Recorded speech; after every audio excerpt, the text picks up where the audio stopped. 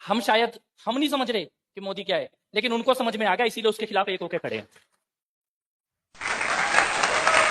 वो एक हुए कि नहीं हुए मोदी के खिलाफ?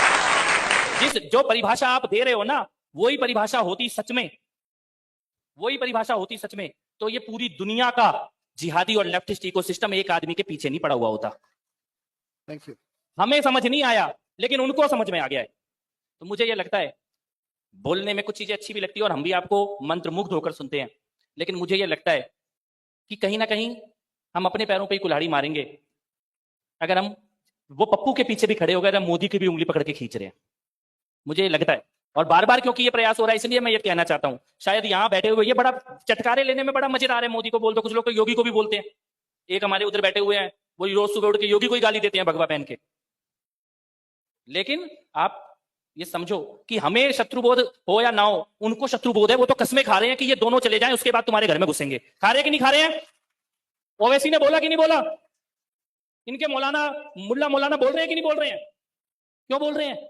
उनको पता है कि दीवार बन के कौन खड़ा है, लेकिन हम कह रहे हैं इस दीवार पे पहला छेद हम ही करेंगे। अरे वो तो पप्पू के पीछे भी एक होके खड़े हैं कि नहीं खड़े हैं? वो मुल्ला मुलायम के बेटे के पीछे एक होके खड़े हैं। वो धर्म परिवर्तन कराने वाली जो आंटी बाहर से आई है, उसके बेटे के पीछे एक होके खड़े हैं। वो वायनाड में 40% मुसलमान है और ये पिंकी को वोट देंगे। अभी देंगे कि नहीं देंगे? वही आदमी कश्मीर में वोट मांगने गया, कह रहा बाहरी राज्यपाल गवर्नर बाहरी है, और वही आदमी केरल में अपनी जिस बहन को भेजा है वो केरल की है, लेकिन वो एक है।